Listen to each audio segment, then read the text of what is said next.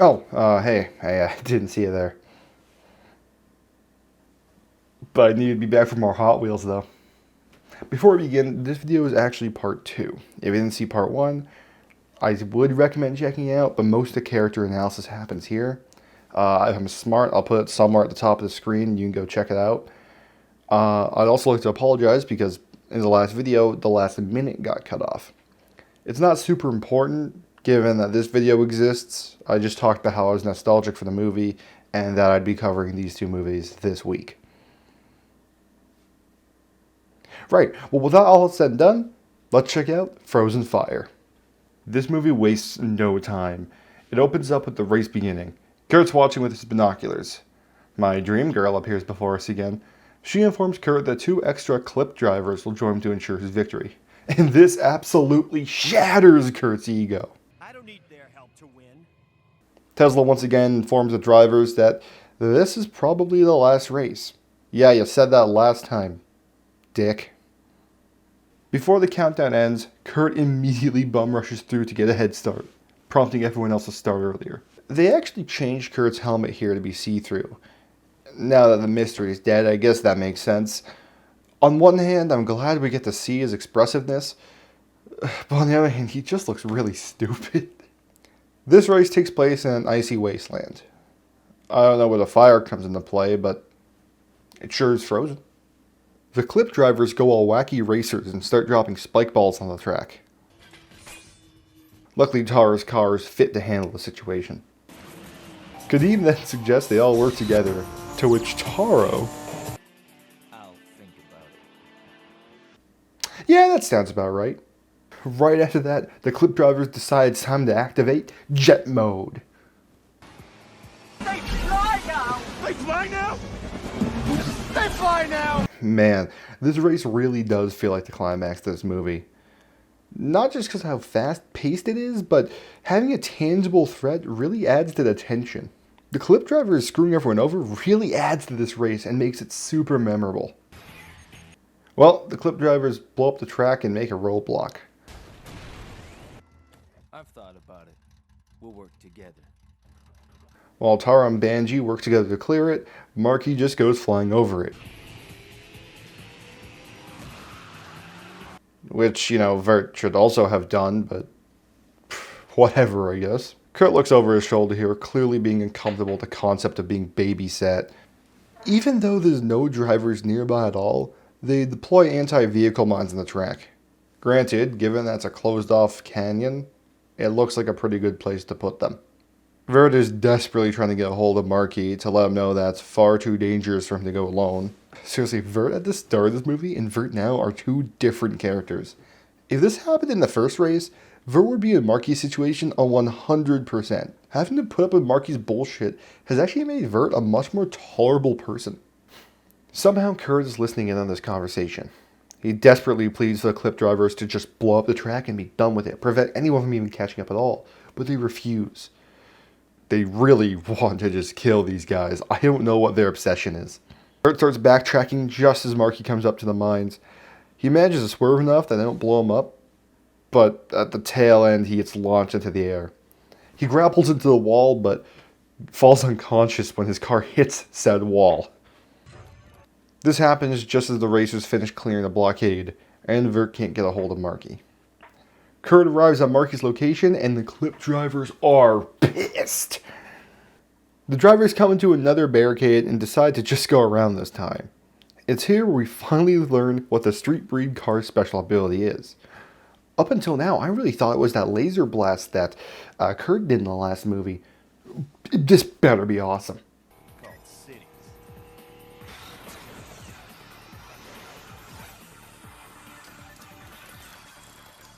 The eye in the sky can find an alternate route around a traffic jam. That's it. It just draws you a fucking map. It's just shittier GPS.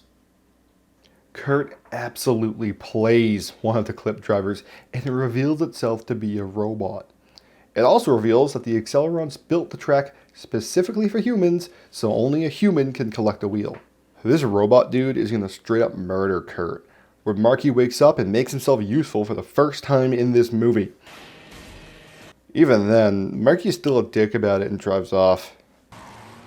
The two have a little race where Kurt explains himself a little. Tesla from getting the wheel of power. He even offers to work with Marky. I actually kind of dig this scene. It's probably the most character-filled scene in the movie. Kurt knows exactly how to play Marky too. Once he realizes that he has to beat him in a race, he starts shit-talking him pretty hard. Anyone who has participated in some kind of competitive event can tell you that getting tilted is a very real thing. And Kurt is a master of the mind games. Even then, he doesn't really rely on it too hard because he is the better driver, and Marky just kind of spins himself out.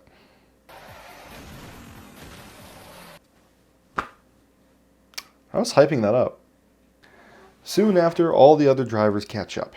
Marky has basically given up on winning and just tells Vert to win for them. The other clip driver arrives and blows up the track again, leaving Vert with one street breed guy to finish the race.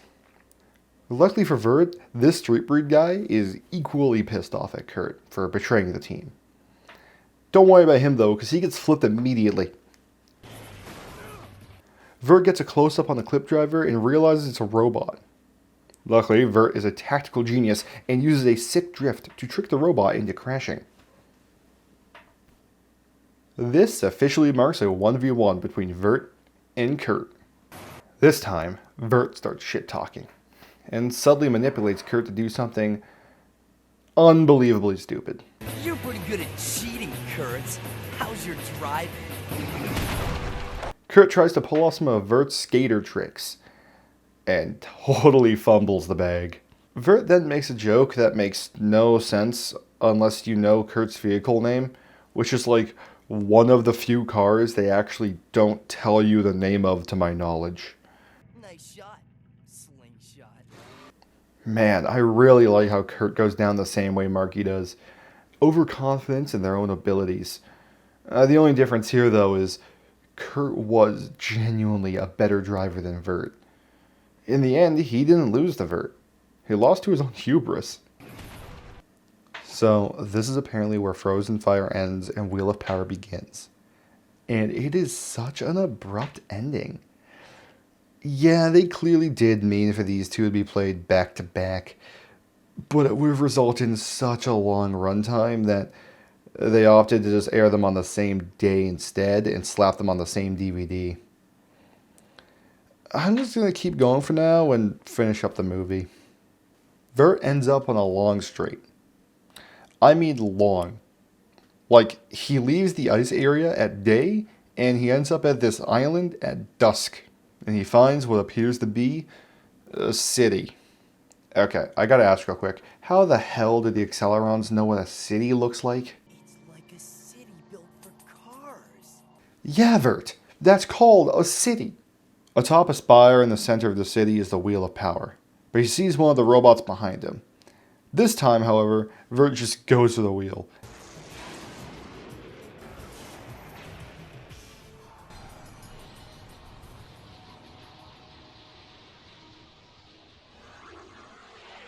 And he wins the world race.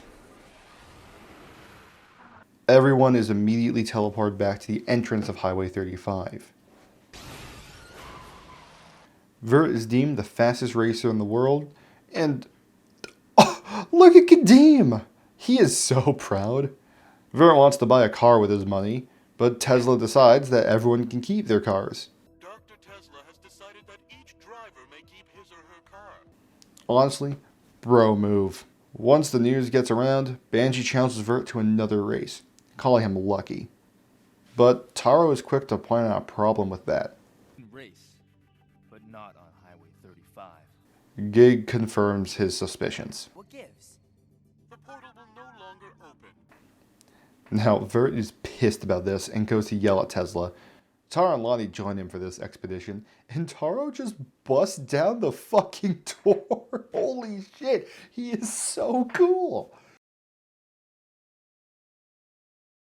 And stupid cutaway. Kurt's trying to ditch once again, and I'm running out of ways to say she's hot, dude. I don't know why she even stopped him this time. She tells him that only a human could bring the wheel back, but now they can just take it? Goodbye, Kurt Wylde. It was a pleasure using you.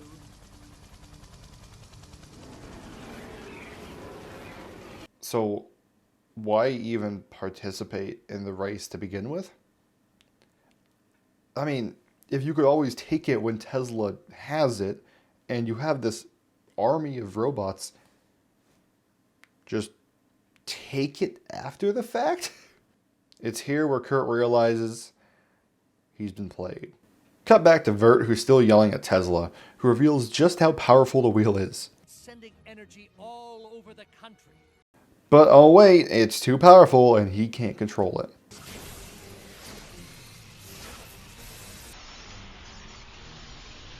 Tesla must have forgot to pay the light bill. Okay, so Tesla's clearly not the villain I was portraying him to be. My bad. But I really do appreciate this movie for trying. Not a lot of movies aimed at kids, licensed movies, I should add, would do this. And for what it's worth, it's not that bad of a mystery, and they play it up pretty well. It doesn't take over the race aspect of the movie. It's in the background, and it makes Tesla an actual interesting character. This movie needs more of those. I'm not positive, but I think I just blew every fuse in North America. Well, Tesla freaks out when he realizes he blew up Gig. The drivers tell Tesla that no one man should have all that power. Kadeem is about to leave, but is stopped short when he sees all the robots outside. Perhaps I will go home later. Glorm threatens the drivers for the wheel, but the drivers devise a plan to put the wheel back. Taro volunteers, but is shot down by Vert, saying it's his responsibility. And Taro is super supportive of this. Do it. This little interaction shows how fond the two have grown of each other, and how Vert grew as a character through his interactions with Taro. See, each of the drivers that Vert raced with taught him in some way, shape, or form that winning isn't everything. For Taro, it was doing what's really important. With Banji, it was the challenge. Kadeem, doing the right thing. And Kurt, the value of teamwork. Though Kurt's is kind of stupid because Vert didn't work with the team like at all. But this movie focuses pretty hard on the teamwork aspect as well. More credibility to the theory that they were just one movie originally. Like how I'm watching it. All the drivers agree to ride by Vert to help him get the wheel back. Honestly, this scene is just kind of fun to watch. It's super weird that they played a Scorchers theme for it though. It could have been pretty badass if they bust open the door and all you heard was... I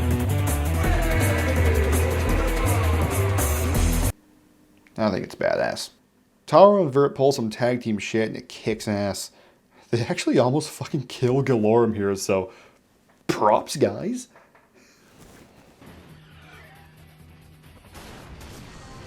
I'm out of here. Vert, why would you say that? You may have just murdered a woman.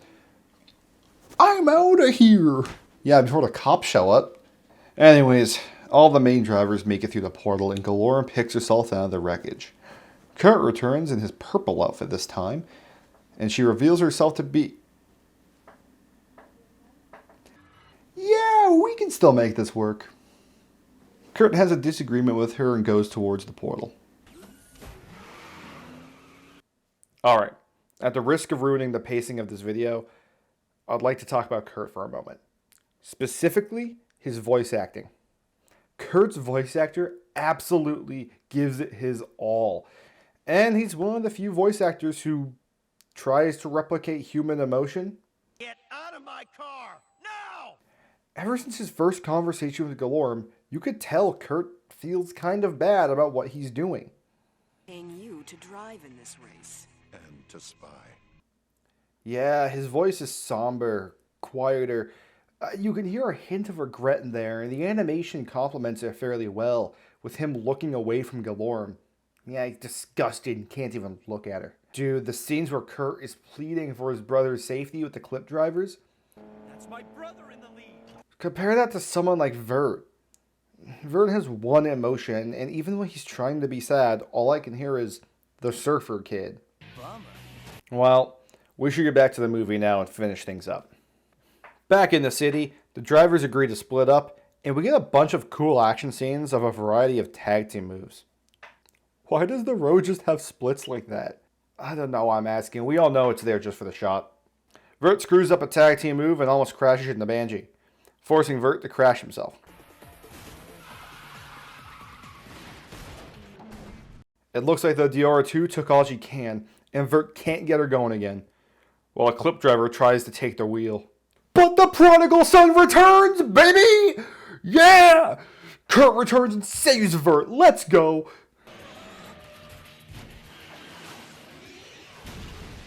Being the better driver, he quickly helps Vert start his car.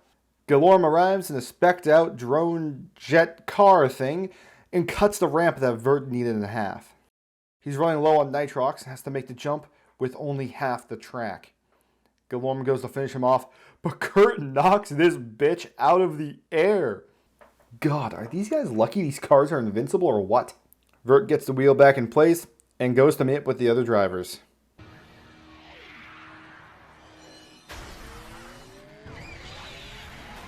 The drones are forced to leave since they can't get the wheel now.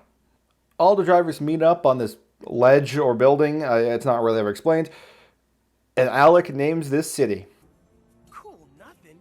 It's hot. Hot Wheel City. Nice one. Vert gives Kadeem his money, figuring he's pretty well off, and he decides to leave to go talk to his dad. Vert returns to the GameCube for some reason to find his dad? Yeah, apparently Vert left a message at home about the race, which his dad found. I guess Vert left the GPS coordinates on it too. Luckily for Vert, Tesla and the newly repaired gig explained everything. Vert finally gets that fatherly affection from his dad, and he's grounded. It's an early 2000s movie. If the main character didn't get grounded, they didn't do it right. He gives his dad a lift, and his dad presses the nitrox button, sending them into Highway 35 one more time. And that officially marks the end of Hot Wheels World Race. And dude, I love this movie. It's not the best movie of all time. I'd argue it's pretty good for licensed movie standards, but really what I appreciate behind it is the passion. You could tell that the few people who crafted this world actually kind of gave a shit. Jeff even coming back to answer questions years and years after the fact. It's nice to see that someone really does care about this world. This is a really fun movie to just sit back, have a drink, and watch with some friends, and rip on it all you want. The early 2000s animation, the stupid one-liners, everything about it is just charming in this kind of crap way. And something you'll come to learn about me, I love bad movies. I adore them. With that said, we actually aren't quite finished yet. In part 1, I had issues with Banji's characterization. I didn't talk about it too much because it would have gotten a little spoilery. But I think now I can add something to that discussion. But I can't talk about everything I want to talk about yet. See, there is actually a Highway 35 tie-in comic. There were 35 issues, each being about 12 pages each, and each issue focused on a different racer. Yeah, even no names like Krakatoa and Rekas. Actually, Krakatoa was the final issue. Well, in the comic, Vert didn't win the world race. It was actually Banji. I never actually read the comics. In fact, I only learned about them a year ago when I showed Kuba this movie. My assumption is there's more Banji in the comics, and he had to get sidelined for the movie for whatever reason. And that's it. For now, there was a sequel series that released titled Hot Wheels Acceleracers. This time, however, they dedicated to a 4-part structure, and each of them is about an hour long. Overall, that doubles the runtime of World Race. Now, as a kid, I liked those movies a lot more than World Race, and I rewatched them a lot. I would like to talk about them, but Not today. Or any time soon, for that matter. I think I'm all Hot Wheelsed out right now, and I'm sure you are too. Well, tune in next week for something completely different. Thanks for watching. Have a good week.